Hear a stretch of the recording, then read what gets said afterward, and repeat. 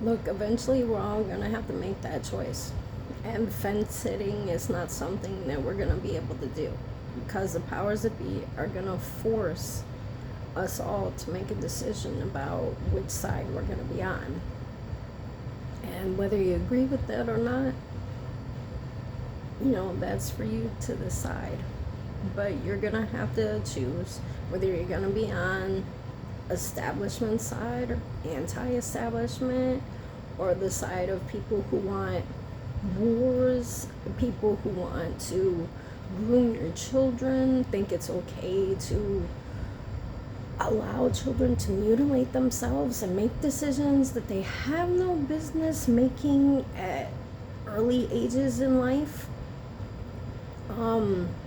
Changing language so things don't even mean the same, so people on one side aren't even speaking the same language as the people on the other things. You say a word and it means something totally different to someone else. It really is a clown world right now. But we're all gonna have to decide what side we're gonna be on. Are we gonna be using common sense and the knowledge that God gave us to figure this stuff out and use facts and data as well? Or are we gonna try to be on the other side and try this horrible totalitarian utopia that they supposedly want so bad for the supposed good of everyone, even though it will only serve the people at the very top? And you're gonna have to decide, because this culture war, these politics are bleeding into everything. Pretty soon there's gonna be no spot to hide from this. Not only do we have real wars going on and fighting on the ground and chaos, but we have actual real wars at home too. And we've never been so divided. And it's sad. And we shouldn't be as divided as we are, because common sense values should win out. But they don't always. And at the end of the day, what side of history are our beliefs going to be on? What side of history are we going to be on? And I don't think any of us thought, I didn't when I was growing up, that this is the country we would become in such short amount of time. Granted, a lot of this is probably psychological operations to distract from other things, but at the same time, you can't stay silent on evil, so what do?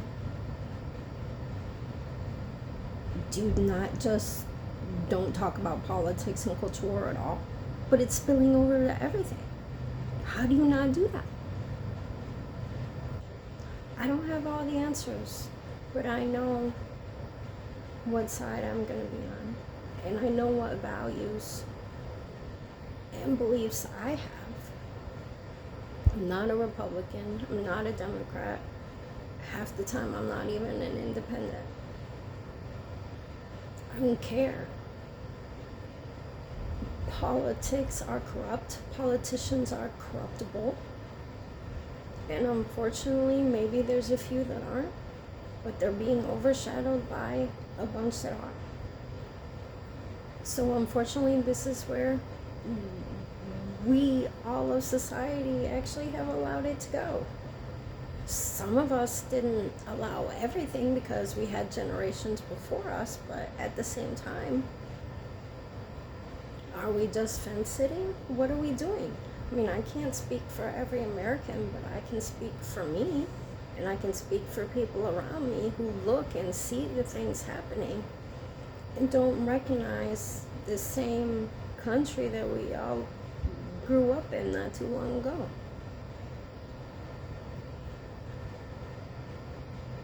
And it's sometimes it is a scary process, especially if you have children or grandchildren, or what do you do?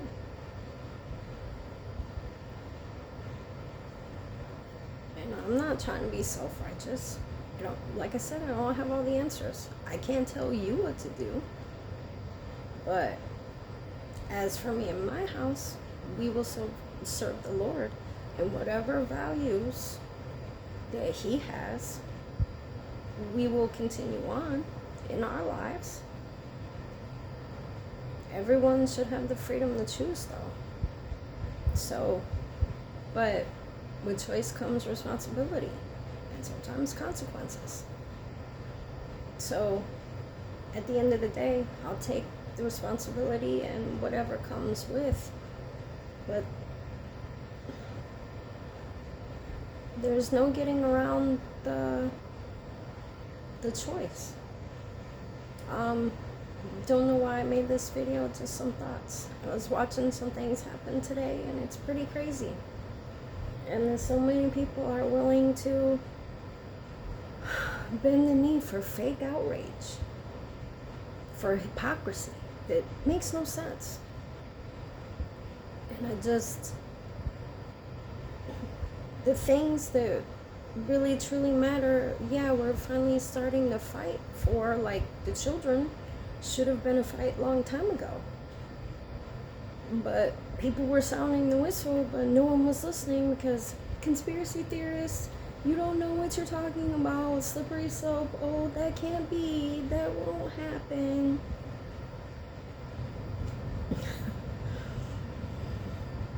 And I'm not sitting on no high horse. I'm just saying there are people that were saying things, and no one was wanting to listen. And now here we are. But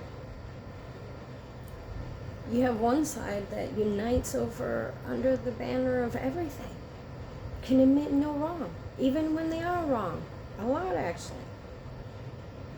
And then you've got the other side, that they're establishment, but even the people that seemingly aren't establishment bend the knee every time. Cowards, cowards, cowards.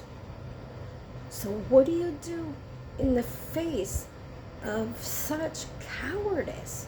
Then you have regular Americans, then probably not cowards, but the economy is bad.